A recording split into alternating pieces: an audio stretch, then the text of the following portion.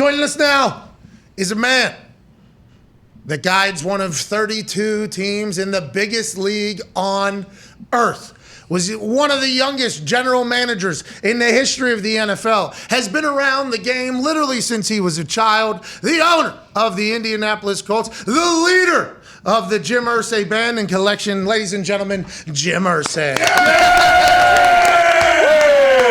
What's up, man? Patrick, what's happening?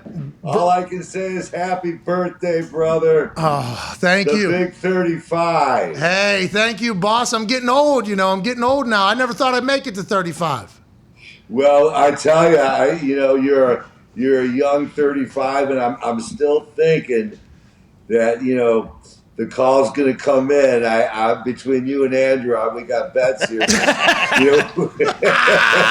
It's just that you make more money than Andrew now. How could that happen?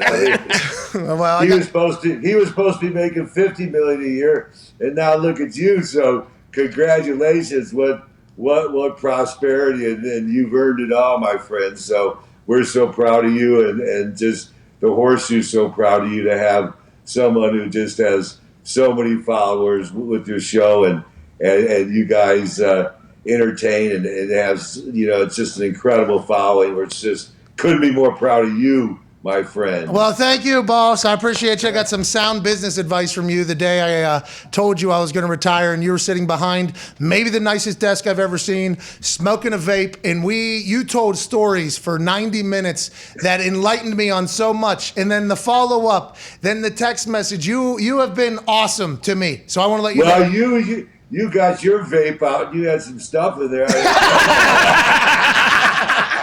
You said, welcome to a young man's world. I said, and you said Molly was going to be walking through the door. I said, what? I didn't know what you were talking about. But, no, look, I'm not going to let you off the hook on your birthday, brother. I'm sorry. I appreciate you. Me. I just, I'm excited about your birthday, and I know you're a gamer. You're a world wrestler. I mean, a great renown. You're still in great shape. So, just to challenge you, Mr. McAfee, I just have a special challenge. And it's always good because it's your 35th birthday, and it's for charity. Okay. So, during the halftime of a Colts game this year, you have to kick a 35-yard field goal. No problem. And then complete a 35-yard touchdown pass to Reggie Wayne in the end zone. He's coaching. If you can complete this duo event, we have $1 million for Kick the Stigma charity, $1 million for IU Cancer, and $1 million for the charity of your choice. But no failings out there, young men. The crowd will be there. The pressure will be there. You miss, they'll be talking Vanderjack. You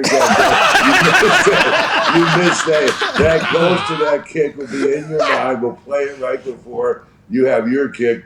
And then Reggie will be in the end zone, and you have to, have the fake punt and complete that thing for a 35-yard touchdown pass. Now, that's not easy under pressure with a, one-time try. But this will be, Reggie's ready. I already talked to him. He's in. So now we'll just pick what halftime will work for your schedule. And we're going to do this if you accept. Yes, I accept. What are we even talking? Pagano accepted those free throws also, and he didn't do very well. I would be honored to do that. I appreciate that. $3 million on the line. I mean, that's a big time kick. I know, but the pressure's on you. You let these charities down. How can you live with yourself? And then you may have to pocket it. Yeah, I know. You may have to dig deep and say, I'm in great regret. I've messed up. I've missed. and now I have to step up. that'd be So awesome. the pressure's going to be on you. All right, I'm already getting excited about it. Now, listen, I live a pretty fun life right now, happy-go-lucky. The thought of a $3 million kick in now, Reggie's got a big catch radius. Reggie's got a big catch radius. So that's right. That's no problem. If you can't depend on Reggie to catch, well, you're in trouble. Yeah, so exactly. I gave you the best. You know that. All right, hey, I appreciate it. That's awesome. Yeah. All right, Patrick. Hey, it'll be a lot of fun for the fans, and we'll have the charities there. It'll be a lot of fun doing, and you do those things so well. And and plus, if the game wasn't already sold out, they'll be scalping tickets just to see you. And you bring in a big house. So we're going to have expanded seating for this game for the halftime performance. You're the best. I appreciate you. You're the man. And once again, this leads me to what I said earlier. Now, the kicking the stigma and what you're doing with that, we definitely want to dive into and talk about, because what your family's getting behind is massive. But being a billionaire, being an owner, we've all talked about, that is something, your position is something that everybody desires and is dreaming of. And I think we're learning about that even more now with a couple teams going up for sale. At what point did you realize, okay, like, I'm an NFL owner, but I'm allowed to be a human as well? You play music, you collect things that you enjoy, you tell stories. I see you when you're out and about, you literally hand out hundreds to everybody. You feel like you're almost obligated to give back to people. At what point, have you always been that way? Did something happen? What changed you to kind of live your life the way you do? Well, I just, growing up in Chicago with, parents from the Depression era and World War II, I worked. When it was summertime and I was going to play football at SMU in the summer, my dad's like, you're going to work construction. So, I was like downtown Chicago doing demolition work, on these buildings with a fake union card and a half an hour lunch break and, getting on the L train at 5 a.m. And just like in training camp when I started, you had to be there at 6 a.m. and you worked hard and you did all that. And you kind of come from that, thankfully, that work ethic. So it's something that, to me, is very, I guess, in other words, first, it was just a normal life, and I've had, a bloated visa bill, and house payments sitting there and stuff. So it kind of happened quickly because my dad never really, it was funny at the time when he got sick and passed away. We were fighting over a raise, and I'm not giving you a raise.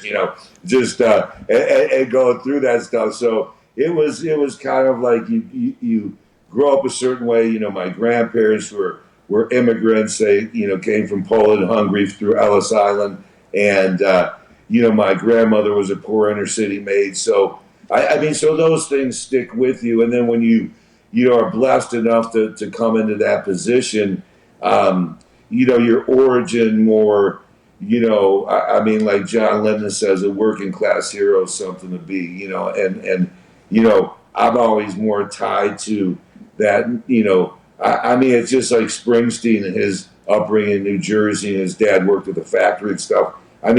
You get integrated as a young person, and that's just the way you don't grow up, really. I didn't grow up thinking, I'll be a billionaire someday or anything like that. I just wanted to be involved in football and have my chance, to do eventually everything I could to run a football team and that sort of thing unencumbered. And that was always my goal. I think, how it is. What you did because you loved. You, as a kid, you picked up a football, you played, you didn't think, someday, I'm going to sign a contract for $100 million after I retire and be, you just did it because you love playing. And I was the same way. I love football, and I was just drawn towards it.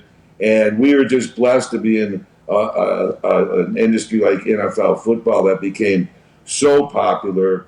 And I think really none of the older owners that bought their teams for, like, Art Rooney Sr. came back from the racetrack in 1932 with $2,500 winnings and bought the Steelers. The old AFL guys put up $25,000. And, the original guys put up IOUs for $100. George House, who was at my wedding, was one of the guys in that Humpmobile showroom in 1920. And no one went into it thinking, we're going to be billionaires. We're going to be like Rockefeller or whatever. I mean, that wasn't even in the thought process. We loved football. Back then, they got on trains. They barely made payroll. I mean, the Packers are called the Packers because they were running out of money and they took $500 from a packing company. A lot of people said, why the Packers? Where does that name come from when you really think about it? But they took $500 because, that's what they needed to keep, their business running back in the 1920s, So it's like, I come from that origin. I knew Paul Brown and I knew Art Rooney Sr. And George Hallis was at my wedding. And so those, that's kind of my origin. So this territory isn't, really, I don't really feel like I'm part of it. There's no blue blood in these veins, put it that way. Go ahead, AJ. Mr. Irsay, what's your favorite thing about being an NFL owner? And have you ever let yourself think about what your life would look like if you weren't the owner of the Colts? I think, the favorite thing is just to bring joy to people. I think that, this life's a tough journey and, there's a lot of tough things we all go through, and human suffering for the lack of a better word. And, when we come to a stadium and you're in that stadium, and it's Patriots versus Colts for the championship game, or it's Buffalo versus Kansas City for the division championship game, a game like last year in the division. The magic, the unity, what it brings to a community, how it brings joy to people, there's nothing like it. I mean, I can't find it anywhere. And so it's just such a privilege. You want to bring greatness. You want to bring, that possibility of saying, okay, with Matt Ryan this year, with the team we had, maybe we could be down in Arizona in February. And the fans, everyone gets behind you, and it's great because, and plus, I think affecting the community. My big thing is the horseshoe. It is seriously involved in changing the world and making it a better place, alleviating suffering, helping people and changing things, and mostly inspiring because, one teaspoon of inspiration can change everything, and this world, we all know, God knows with what's going on and with Russia and everything right now and all the, and different things we see going through COVID. You just really want to be there to change the world. And we, are the game we play. I mean, you played it, so I mean, it's, it's so special, and so that's the biggest thing, I think. And I always kind of think of myself as a steward. It's a big responsibility because I, look, at the horseshoe and I come before it, and the expectations are, hey, it's in your hands. The buck stops there. Your responsibility, is not only to win, but win the right way and change the world and have people that love to have the horseshoe on their jackets or hats or be proud about that. But I love the responsibility of meeting up with that challenge and, certainly, the competitive fire that you get from winning, because, I love to win, and I know you're a defensive player, and I love to kick ass on defense. I was just talking to Gus Bradley about it, and he said, well, Frank Reich told me about you. Now I understand this. It's like, you're damn right, let's go out and play some physical football. So it's such a thrill, I don't feel like I even have a job. I mean, to be able to do this for a living, and I know we all feel that way. You look in the draft room and you see the scouts and you see the people that are working. They're so thrilled to be in the National Football League and have a chance. And you guys that played the game, guys like us in college that, just weren't any good to get past SMU level. I mean, I had teammates like Byron Hunt, who was the opposite side of Lawrence Taylor with the Giants. And it's just such a thrill, and to see you guys and to see this new draft class come in. I mean, I talk to these guys on the phone, and I mean, it is just, their lives are transforming right before them. Oh, yeah. And, it's like, how does it feel to be drafted in the National Football League? My God. Because I know what it's like. I mean, I went to SMU intentionally so NFL would scout it, where I'd have teammates that would be guys that would go into the NFL, because I really, wanted to experience like what that was like, and it's incredible. It's just incredible and a blessing to be part of it, Yeah, you're one of the decision makers on dreams coming true. I was one of them, picked 222 13 years ago or whatever the case. And the whole thing you just said, a teaspoon of inspiration can really do wonders or whatever. Hope is really all anybody's looking for. And the NFL has provided that for so many people, for so many generations. You should be very fucking proud that you're one of the old school guys, Jim. Let's move along. You said something in that answer, though, that was awesome. You said, hey, with Matt Ryan under center in this roster, why not? Why? And you have been an owner that has been very open, like, hey, we're here to win. I don't know what every other ownership group is talking about. We are here to win. I'm going to build a new facility. I'll give you everything you possibly could need. Let's win here, which is, I think, why people love playing for the shoe. Why did you think there needed to be a quarterback change from Carson? There's been a lot of shit that has been said publicly about how you feel about it all. And why did you think Matt Ryan was the right guy? And how involved with both of those decisions were you? Well, it's so important, and you guys know, playing in the NFL and those things, about the quarterback position. That the interesting thing is, you can't just, get Peyton Manning or John Elway, put your feet up and say, well, the work's over, we'll just win multiple Super Bowls. I mean, Peyton in 2001, we lost 6 games. He was completely healthy at 24 years old. And, Edgerrin had got hurt and the roster had got diminished, and we weren't quite ready yet. And even though we had Peyton Manning, it wasn't enough. But on the other hand, if you have everything else in place, that is the guy. We know more than ever today the way the rules have changed, the way we throw the ball, just everything. You have to have that guy. I mean, and if you want to get to where we want to get to, and like they say, I talk about winning 3 straight Super Bowls, and people say, oh, that's, ridiculous. Look, it's been said, if your dreams, aren't big enough to fail at getting, then they're not big enough. I mean, you go out and you really dream about, what you really want to do on the highest level. And I think bringing in Matt was clearly an essential thing for us, because we needed consistency, we needed leadership, we needed those sort of things that we were just, missing, in the end. And believe me, Carson did his best to bring it. I mean, he worked so hard. He came in, just trying to bring everything he could bring, and so I give him credit for that. I mean, it's not that it wasn't his lack of trying or something that didn't get us there, but it just wasn't the right mix for us or him. And Matt is such a perfect mix here, and it really is exciting.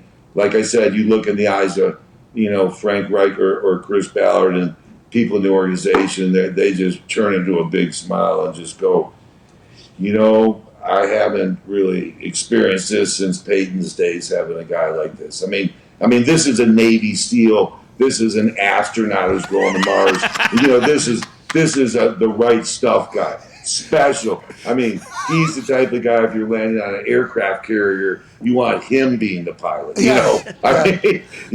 I mean, special guys, and there's not a lot of guys around that can do it, and there's not a lot of guys around, who want to do it, because it's not easy being that guy. I mean, everything's on you. I mean, you walk through Indianapolis this year, and everyone's just staring at Matt Ryan's arm. It's like, that's our future. Don't touch that arm. Something happens to that right arm, we're done. It's just, and it's just, it's incredible, because, he brings something at this point at 36 years old and all he's done and the person he is. It was just a perfect fit for us. And sometimes we didn't know that was happening. I talked to Chris about that and Frank when, that night, after Jacksonville in the office and going forward, it's like, we can't. Hey, were you pissed, Jim? Jim, were you pissed? They were dressed like clowns in the stands. They were dressed like clowns, Jim. They were dressed like clowns down there, Jim. Well, I can't say I have the words to say what I was. It just, just thank God I'm a law-abiding citizen and that it wasn't medieval times. I mean, it's just like, it was beyond, pissed and bewilderment. Honestly, I don't think I'd ever, I've experienced some losses in the last half century, some really tough losses, but I've never been through anything like that. Really, I'd never. Sure, we're all set up and we lose at home to Pittsburgh or San Diego in Peyton's era when, we're winning 13, 14 games or something, after a bye week and everything. And that's, super tough. And losing to New Orleans in the Super Bowl, obviously those are always, you just never get over that. But this was different. I had never experienced anything like this. Because again, you have to remember the game wasn't even close. It wasn't even. We weren't even competitive, and to make it even seem worse, they won and still got the first pick.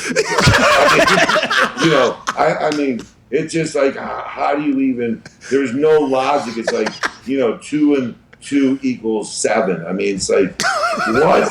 I thought I'd seen everything. You knew there was a ghost in the machine. That's not a question of being a little bit, well, we were a little, I don't know why we're a little flat today. Flat? Flat? That is not flat. I don't have a word for what it is, but, flat doesn't do it. It's just, it really was something. Honestly, it was something. After the Raider game, it was so hard because you're 8-point favorites at home, and that's where you got to get it. You really want to clinch that there, but everyone is just figuring, well, thank God, we get to go to Jacksonville, and again, it wasn't even competitive. Do you understand what I'm saying?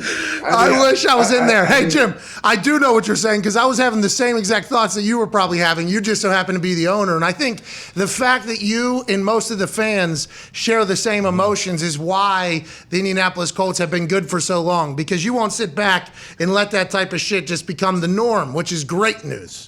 Before the half, and it's like, call the airplane, we're going home. You're just going. Everyone, around you's trying to be optimistic. It's like, get away from me. I see reality. This ship has sailed.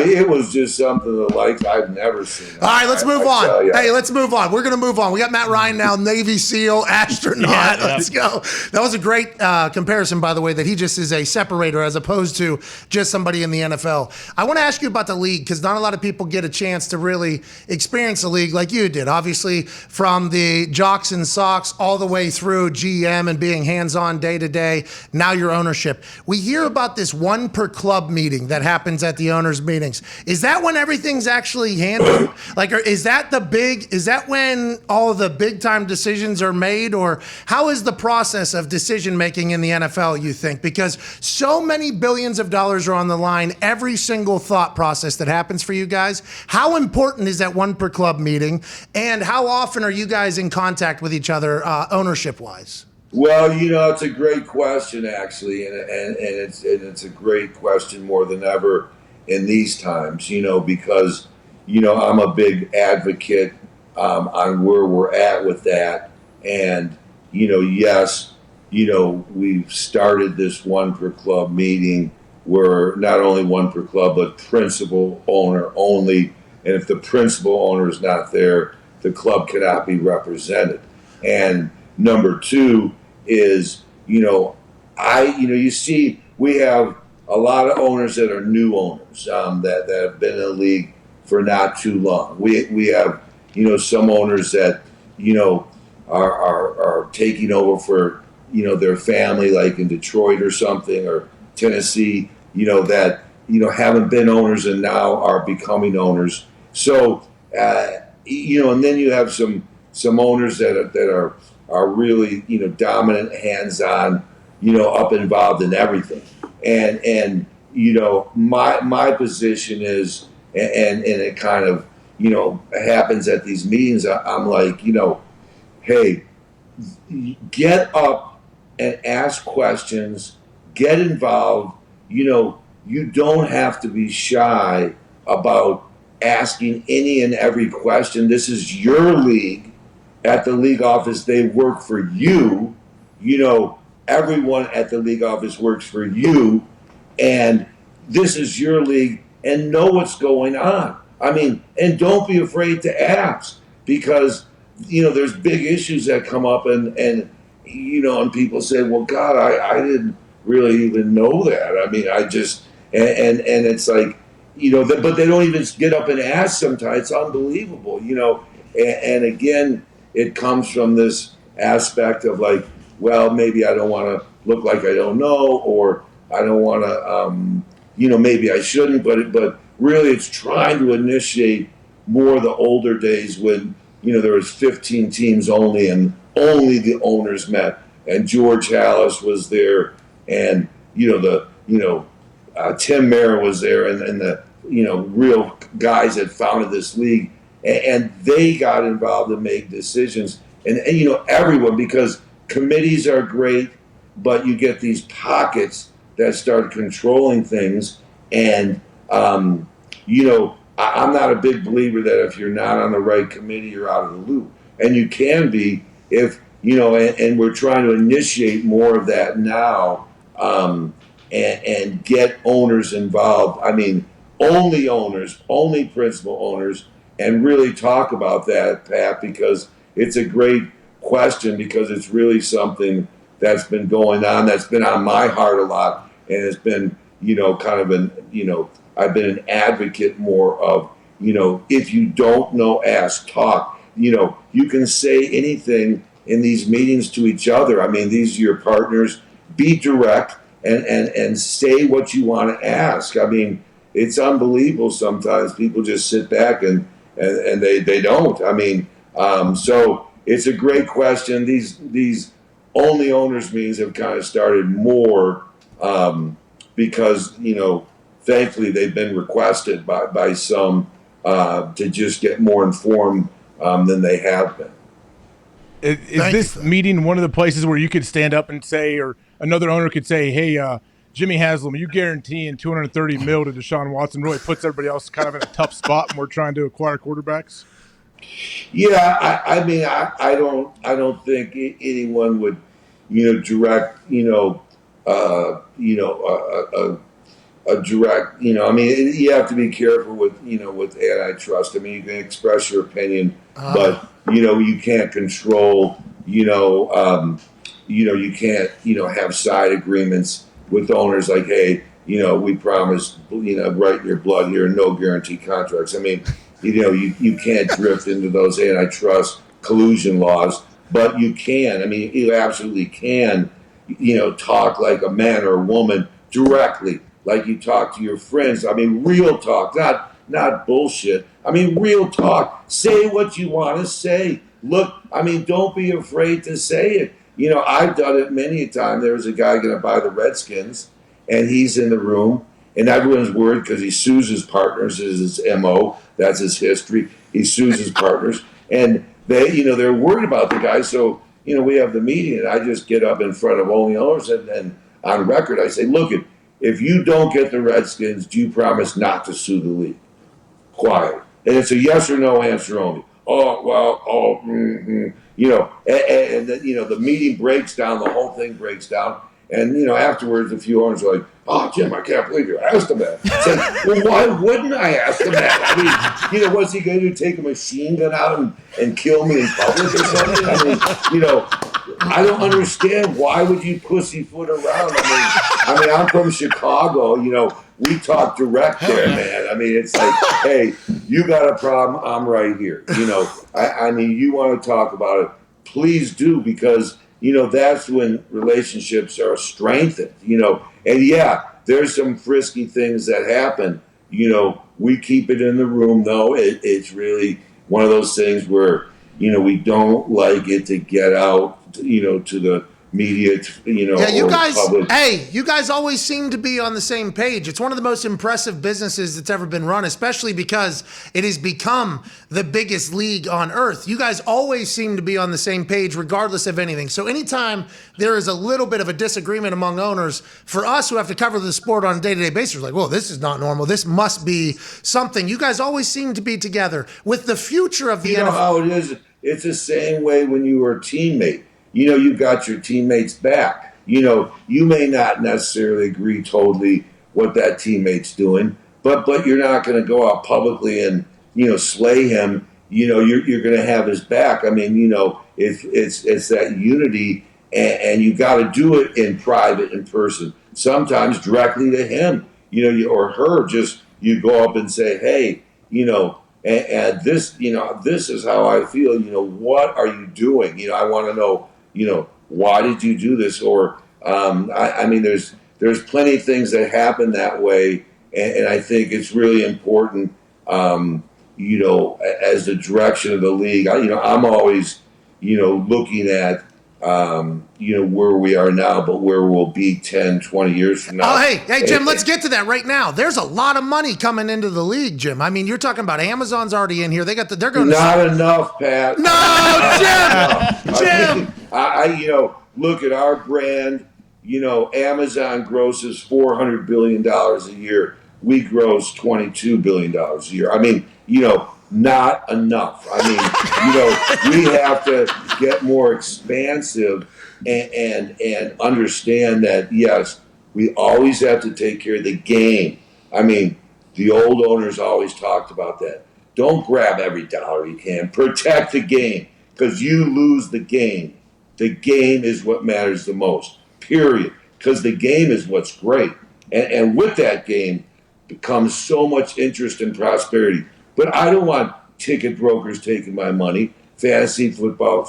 I mean, people monetize your money. I mean, that's something, that is too much of that has gotten out. And we can also do a lot more, expanding. I mean, look at, Amazon's going to the moon, okay? I mean, Musk, and Bezos, they're interested in Mars. I mean, that's not what they do, but they're smart enough to know, hey, space is going to be big bucks, and I'm on it. That's my company, but to be able to go to Mars, for instance, privately, which you can't totally privately do, but to be involved in space, you have to set up a whole different section of your corporation, and it takes massive overseeing, of really smart people, because it's fine to have dreams and great, visions on how you can expand, but it's how you execute it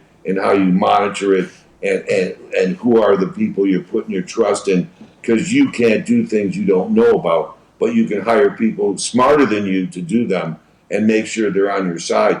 So we have to look differently going forward as a league at what we're doing, and we're starting to. But we can do a lot of things.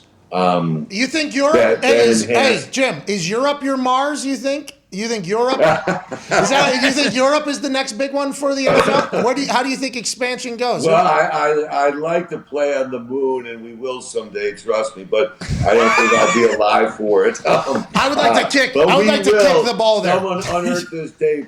I don't know if it's going to be 2162 or when it will be, but there'll be a dome on the moon. There'll be a game there. It'll be great. There won't be any beaches or anything, but there'll be holographs, and we'll make it look like Dubai. It turns into, hey, this was just a desert. Now look at it. It's a jungle. anything's possible. But I think that with expansion, there's some exciting possibilities. We should be in London. I really feel like that it's very simple. You have to have an owner with enough means, and he has a base in London, a base in America, and the league helps with the schedule. It's a shame. I mean, the Concords were doing great. You figured, well, they're going to be like, DC-10, 747 size Concords by now. And instead, they just shut the whole thing down, and you're like, well, God, whatever happened to the Concorde? I mean, we're going,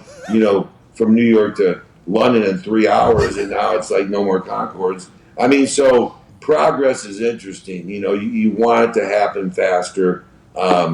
It's just like I'm frustrated with flying cars because I'm obsessed with that. Like I want a flying car. Me too. What I got is my phone instead. It's like, well, the future is on your phone really right now. It's not like literally in front of you. You can't get into a flying car. But, your phone has it all. It's like, I don't want this phone. I'm not going to have this phone 14 hours a day like you young people do. No, thank you. Like, I'm not from that generation. But, give me a flying car. And honestly, when we shut down the Mars missions, we were supposed to be going in 2024. And we shut it down. But a lot of people don't realize is, from here to the moon is 208,000 miles roughly. 200. So you can think about that. Well, in this country, a long road trip could be 4,000 miles, and how far it is to Australia. So 200,000 miles. That you think about that, and that's far. But like Mars. Think about this, is 250 million miles.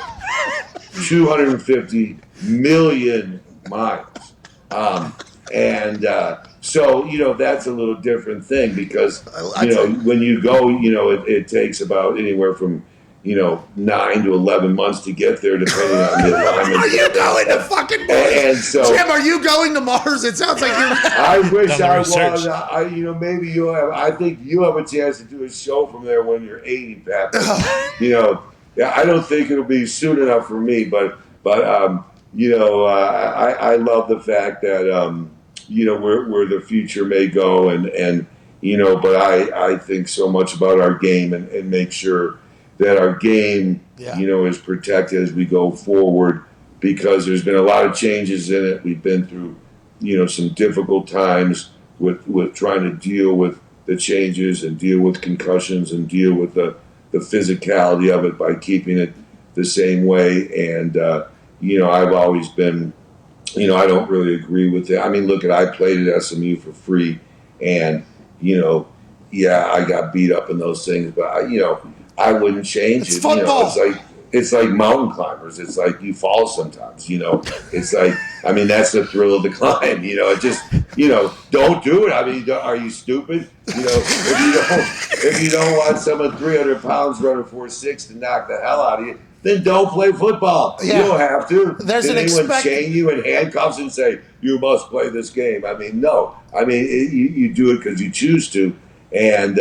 We always did it because we chose to, and we did it because we love playing, and I never experienced professional football, and, I always envied you guys that did, because it was so remarkable to be that good to get to that level, I think there's an expected level of danger that comes with football, but as more and more data and analytics come out, I assume you guys will continue to adjust the game so the league will be in good hands for when we get to Mars in 50 years or so. Or maybe Jim Irsay buys the Concorde plane company back and we're able to get to London quicker for a team in London. Expansion should be beautiful. I can't thank you enough for joining us. I would like to hit on the kicking the stigma thing, though, because what you have done with your family to let people know, like, hey, mental health affects us all. The stigma that it's a negative thing should be no more. It should just be naturally understood that people go through stuff, and some are going through more than others. Kicking the stigma has been a beautiful thing that you've really wrapped your entire being around. I guess there's a Kurt Cobain auction coming up that you're going to get involved with? Yeah, they're going to donate 5%. Julian's auction house, who we know Julian, and that's great that the family and the auction house have set this up for 5% donation. So, certainly he shocked the world when this Australian billionaire bought his unplugged guitar from MTV for $6 million. I mean, broke every record I had, with David Gilmour's Pink Floyd guitar, $4 million. So who knows what this is going to go for, but it's going to be for a great cause. And you're right, Pat. Look at so many exciting things going on in this world, like football and like watching your show and having a good time. And, when you have mental illnesses, that gets all taken away from you. You're alone, you're scared, you're miserable, you don't want to stay on this planet. And we're out to reach those people because it doesn't have to be that way. And we're also out to reach to change the insurance industry that just won't, allow insurance to pay for a lot of mental health things, which, destroys families and, makes mothers get second mortgages on their house, to save their daughter's life who's, trying to get special help for her eating disorder. It's terrible. But I mean, this country that goes on and, so there's a lot of work to be done there. We appreciate you mentioning it. And you get a chance to kick the stigma by making your field goal. All right. So you can help us. So don't miss. Hey, it'll be an honor, just like it is to chat with you and it was to work for you. You're an absolute legend, and I appreciate your time, Jim. I can't wait to talk to you again. All right, buddy. Well, we're peers now, so you can borrow my plane and I'll borrow your plane when ours are in the shop. Okay. Hey, that'll be perfect. I appreciate you, ladies and gentlemen. All right. Love you guys. Love the show. Thanks for having me. Hey, we love you too. Ladies and gentlemen, owner of the Indianapolis Colts, Jim Irsay. Yeah! So this is the thing about Jim. You have to listen. Right? You have to listen. He was talking about expansion of the NFL, and that led him to people thinking about going to Mars in this whole thing. And he's talking about how there's an entire process of expansion, and it takes a lot of work and a lot of forethought and people that are a lot smarter. But that's how he compared it to. Is like fucking 200 million miles we're planning on going to. Like that is how he talks about going to London. The thought about the Concorde planes, though, that is real. Yeah. It was a 3-hour flight. It was a super turbo jet, whatever the fuck it was. The Connie. That was flying people from New York to London like this. It was supposed to bring our marketing world together, like the stocks. No, markets. Stock markets, the entire business. Like, it was supposed to bring Europe and North America together, I think, and then it kind of disappeared. I wonder if the NFL was like, well, if these planes are a 3-hour trip, I mean, that's shorter than the fucking time from L.A. to New York. We could certainly have a team. That'll make the world smaller. Jim needs to buy that company and get them back up and running. Maybe the NFL does that, by the way. Yeah, we'll see. I think it was just because they had a couple of, really high-profile crashes with those. I think that was the only reason it got scrapped. How about Jim going, what happened to the Concorde? Yeah. Can we not get this man a flying car? Oh, seriously? Yes, way to go. All the technological advances are with a phone. Okay, I can take cinematic pictures of my grandkids. That's awesome, all right? What about me? What about the technological advance? Can we get a flying car already? I'm on a jetpack. I would like a jetpack, but a flying car, much, much better. By the way, he knows, right? He's in a lot of conversation and knowing a lot of stuff. Mars and Moon sound like we're right around the corner. Seriously. Yeah, it feels like that. Well, Mars is a little bit different. When he says 9 to 11 month trip, good luck. Yeah, if you wanted to call a game when you were 80 up there, or kick up there, you have to leave at 79 just so you can to the Moon or to Mars? To Mars. Yeah, he's saying I'm doing a show at Moon in 80 years probably, or 50 years. I think. I don't know about Mars. By the way, would love to kick the first ball on the Moon. Yeah. Would have the record forever. That ball's still going. Yeah, that's right. I once kicked the ball indefinitely. Still hasn't landed. Still going. Still going.